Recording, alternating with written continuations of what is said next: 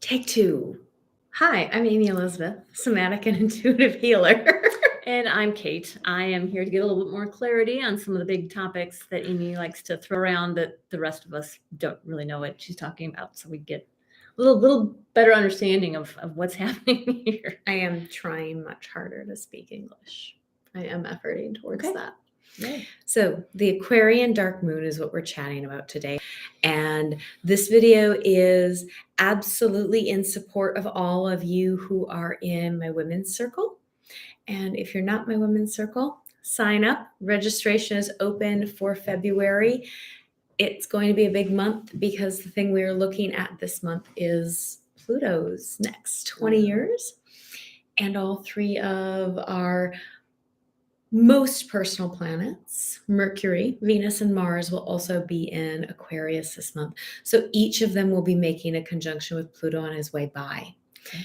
And I want to hone in on this moon because as you see from my half a page of notes here, the moon that's coming up on February 9th, 2024, with a dark moon in Aquarius again, is a big one. Okay, big how? Big how is because there is a lot of creativity that is accessible via this moon. It could also feel really confusing because it's a dark moon. When we deal with a dark moon, a lot of people call it a new moon. As a shaman, it is a dark moon. Okay. Because, well, we can't see the moon. It's conjunct the sun. And the new moon is a much, much more creative time than the full moon. Okay. Because a dark moon is a conjunction between the sun and the moon, which is why we can't see the moon. So that conjunction is creative energies coming together. It is the merging and the marriage of, say, the head, sun, consciousness, and the heart, moon, emotions. Okay. So it's this coming together period. And it's coming together in the dark, which we as humans have a big story around the dark being scary because we can't see. Right. So when we have dark moons, we're being asked to tap into and access other senses. Okay. Other ways of showing up, other ways of being. We're asked to tap into our ability to feel energy. Use the force. Use the force. Okay. Use the force. And in using the force during that dark moon, we actually become more creative. We start to create brand new neural pathways. Okay.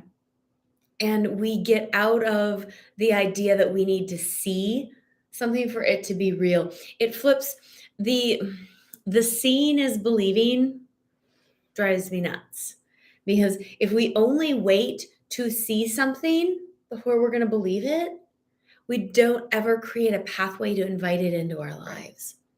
So believing allows us the ability to see. So believing is seeing. We're going to flip that on its head.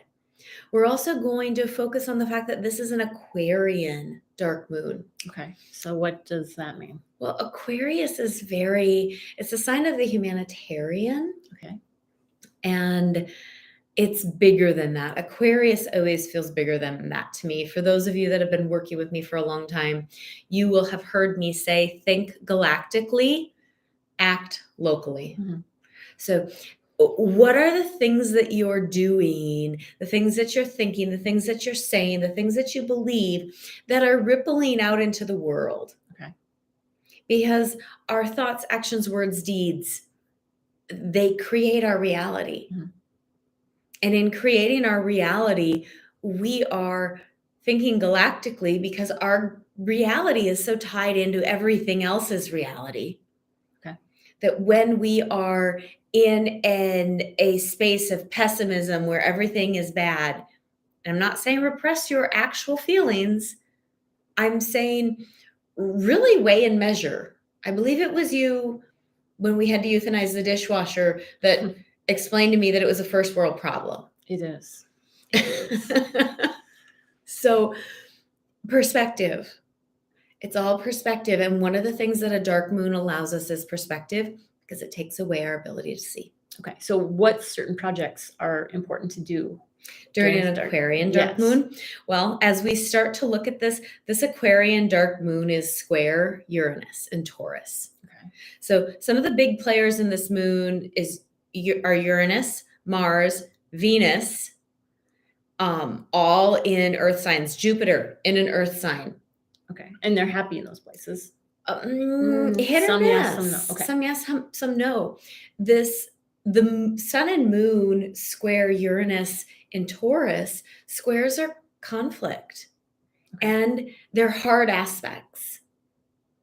And if we never have anything that challenges us, we do not build healthy resilience. We do not get up off the sofa to make the change. We just stay comfortable, even if we're uncomfortable. Yeah. We would rather stay in the discomfort we know than reach out to the comfort, to the potential of an unknown comfort. So squares are uncomfortable. They say, get your ass up off the sofa and do the thing. Schedule the thing. Go after the thing. Even if you don't know that you're going to get it. And because this is happening in two fixed signs, Taurus and Aquarius, we're going to see a lot of stubbornness around, I'm not going to do it. A lot of doubling down into the stubbornness. And with Uranus over there in Taurus, there's this opportunity for it to be very boots on the ground change. With the sun and moon over in Aquarius, an air sign, it's the opportunity to see a lot of change in our thinking, a change in our ideas. If we're having ideas that feel uncomfortable, it's maybe time to get curious about those ideas and start to peel back the layers.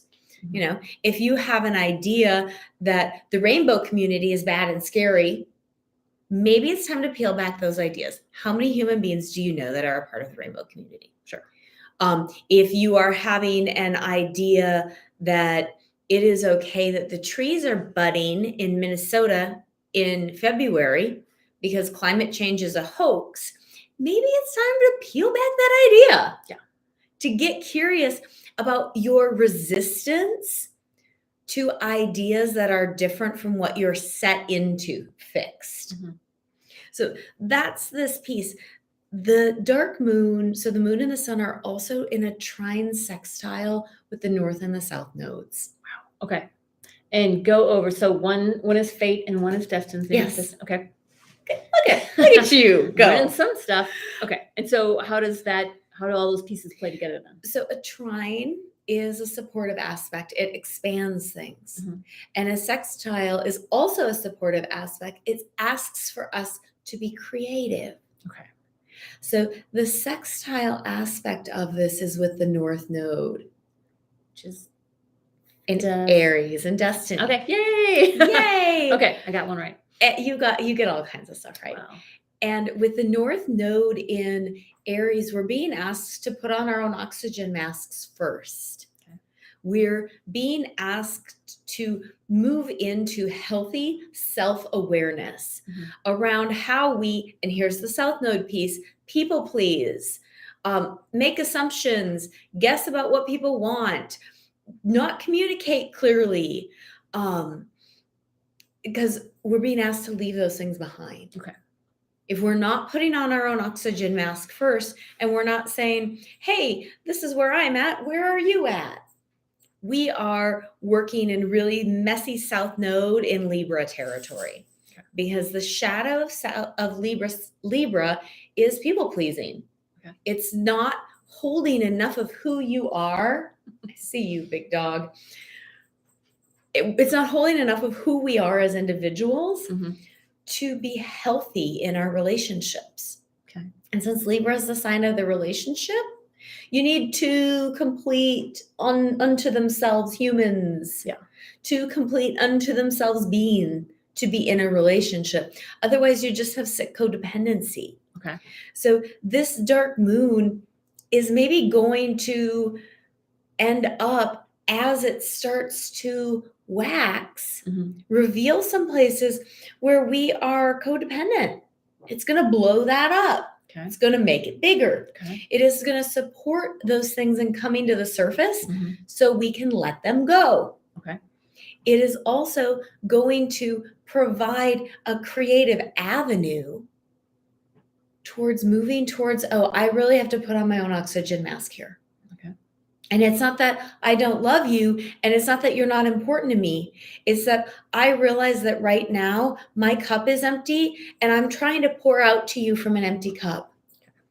And because there's nothing in my cup, Mhm. I have nothing to offer because I haven't put on my own oxygen mask. So those are kind of the big moon sun pieces. Okay. And as we get into this, there's all of these other pieces going on this day also. Okay. We've got Mars over in Capricorn in a cross sign conjunction with Pluto. Mhm.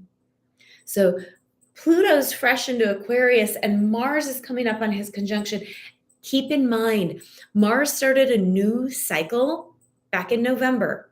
He started a new cycle in Scorpio. So Mars, the warrior, the god of war, is making his way through the sky, activating the shadow, saying, hey, you need to look at this. You need to go into this. You need to go deeper because you're still messy here. Congratulations, you're a human. You've got work to do. So as these two players come into conjunction, Pluto's also a god of war. So there may be an increase in conflict during this time as these two come into conjunction and then exit conjunction as Mars moves past Pluto. Because right now, Mars is answering to Pluto as he approaches. And Mars, to some extent, is going to consistently be answering to Pluto because the Mars cycle started in Scorpio, which is Pluto ruled. So there's that piece. On Mars's other side, we have Venus. Yay. She and Mars are also in a very big conjunction that is going to be getting closer and closer and closer because Venus moves faster than Mars. Okay. And they play together pretty well. They're different, but they're different. Along. Okay. They're different. They get along. They are the archetypal divine union couple. And she also started a new cycle in 2023. She started a new cycle in Leo. Okay. So she is all about showy. She kind of likes a little Leo time, doesn't she? She does. Okay. So she's very showy right now. She's very expressive. She's very heart forward. Okay. Which can be really good as she gains on Mars to maybe simmer him down a little bit. Okay. To bring some heart, to bring some beauty into it, and to recognize that self-esteem is needs to hit all areas of our lives. It's not just about, ooh, I love all my parts of my body. It is about, I love all the parts of me, even the messy parts, even the parts that get sideways. You know, one of my nicknames is Porcupine Girl because I can get prickly. Can I love that piece of me as well as the gentler, softer, fuzzier, warmer parts of me that everybody likes? Not everybody likes Porcupine Girl. She's hard to be around because prickly. A little bit. So those are the conjunctions at play. Okay. The sun, the moon, Mars, Pluto, Mars, Venus. Okay. Those are the conjunctions that are happening here. And this Pluto at Aquarius piece continues to reactivate the Saturn-Jupiter conjunction, which took place, I believe, at the end of 2021. I didn't look it up. So I'm pulling that date off the top of my head. And if I'm wrong, absolutely make a comment and say you were wrong about that date. Saturn and Jupiter conjuncted at 0 degrees Aquarius, not on late December 2021. Okay. It's okay to be wrong. Venus, we're gonna pop back to Venus. Okay. Venus is in Capricorn also. So Venus is looking at the practical big picture beauties right now. Which is not her usual go-to. I wouldn't say she's terrible practical, or is she? Well, She likes nice things at a bargain price. I mean, she's very luxurious. Yes, Remember, she right. rules Taurus. And there is a practicality Mhm. that we are not culturally ready to fully embrace in healthy self-esteem, Mhm. in healthy femininity, Mhm. in healthy wholeness, in the expression of everything we are, Okay. all of our feelings and all of our pieces. There is a healthiness in that and a practicality in it. Mhm. Because if we're actually expressing ourselves, the people around us that we interact with can actually deal with the real us. Okay. So there's not that undercurrent of tension Mhm. of we can feel it when someone's lying to us. We can feel it when somebody's bullshitting us. Mhm. And because we can feel it, our masks go up. Okay. And then their masks go up. And it becomes this like outmasking game. Yeah. So there is a real practicality to be had in Venus's expression Mhm. of beauty and On a budget, right? the Capricorn piece. A little bit on a budget. Okay. Yeah. And Capricorn's the CEO Okay. of the zodiac, and it's an earth sign. So Mhm. like all of the earth signs, they do love some material security. Okay. They just eat that up. Mhm. So Venus is trine Taurus. So we've got this earth trine, and I'm sorry, not Taurus, Uranus and Taurus. And Uranus and Taurus is trine Black Moon Lilith in Virgo, which creates a grand earth trine. Now, Black Moon Lilith is a spot on the moon's elliptical that is called the apogee of the moon. It is the point in the moon's elliptical that is furthest away from Earth. Okay.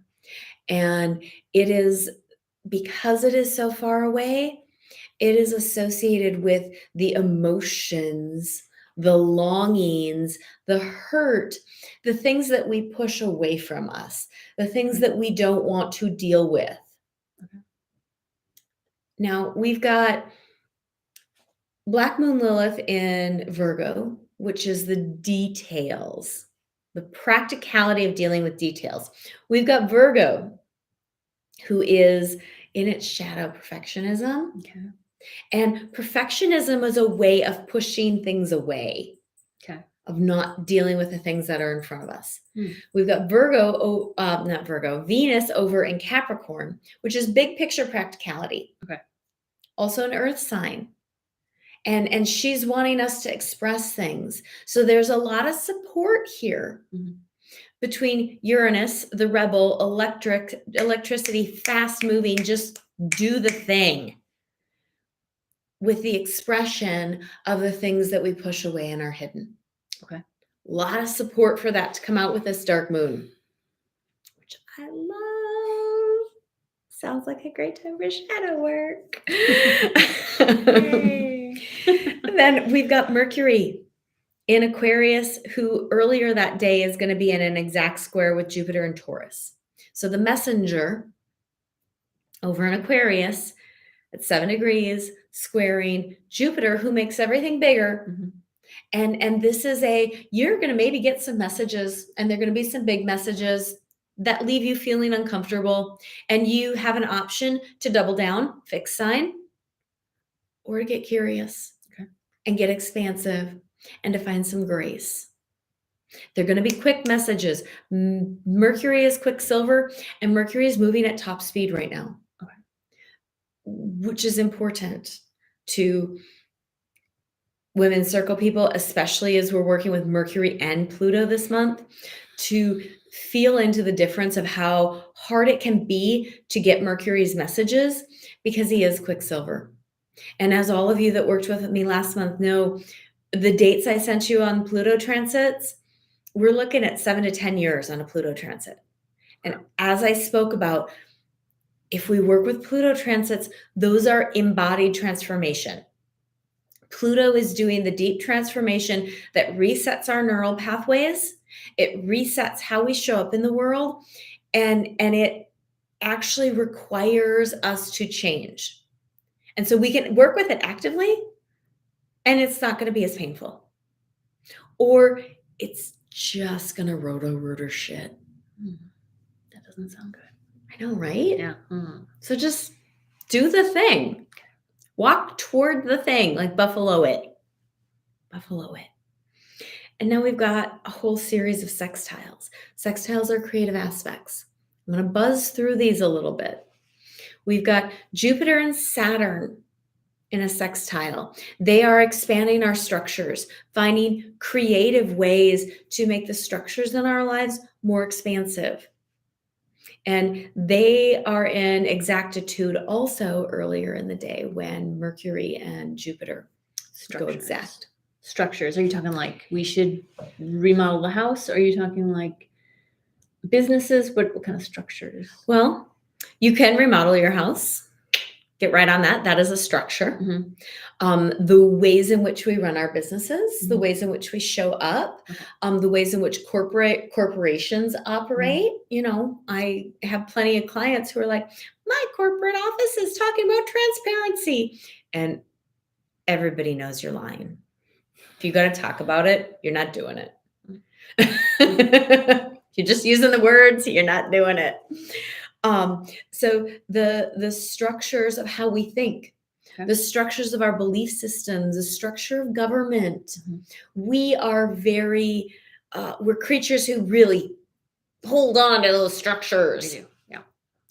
Saturn is a carpenter in his highest and in his most amazingness. He is a carpenter, and he will build whatever we give him blueprints for.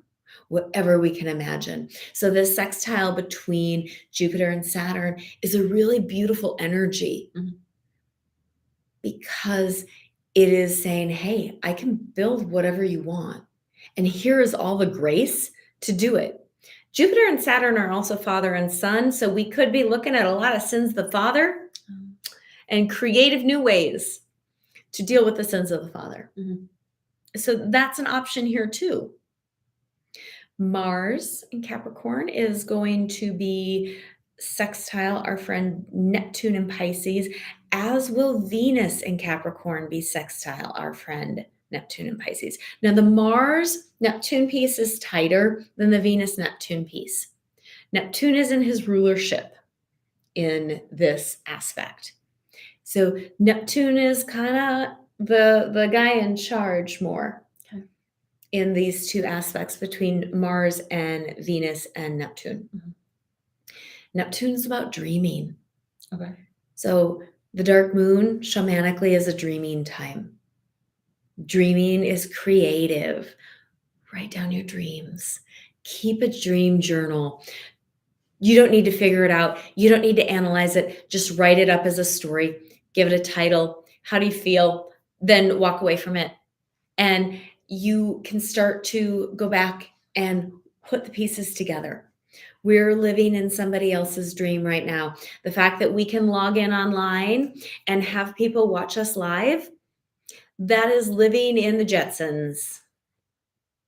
The fact that we've got Zoom calls, that was somebody else's dream. So we can dream anything. And this sextile between Neptune and Mars, Venus, coming up with this dark moon is a powerful dreaming time because Neptune is also going to be in a sextile with Pluto. Okay. So Aquarius is new thoughts, new ideas, new technology. And how do we move with that from a galactic standpoint that is humane and kind and present and loving and inclusive? The shadow of this sextile between Neptune and Pluto is small-minded. I need to be in charge of you. Your body is actually something I need to manage. It is fear. Okay. And small-mindedness, it is everybody needs to think the same, because if everybody thinks the same, we can all be safe. Nice. Which is really epically not true. epically not true. So questions, comments, dedications, requests, No, I think you hit it all. snide remarks? No, but if people do have questions, how can they get a hold of you? Come to my website, aebodyalchemy.com. If you want to join us for Women's Circle, there's a registration link in the tab that says Women's Circle. If you are not in a female body, or if you do not want to be in a group and you just want your own personal reading, sign up for an astrology reading. That's fine too. That's another way to get a good handle on how to work with Pluto in this upcoming 20 years. So like, subscribe, share us with your friends, leave us your comments and questions. I have such fun hearing from you. Thanks for listening. Bye.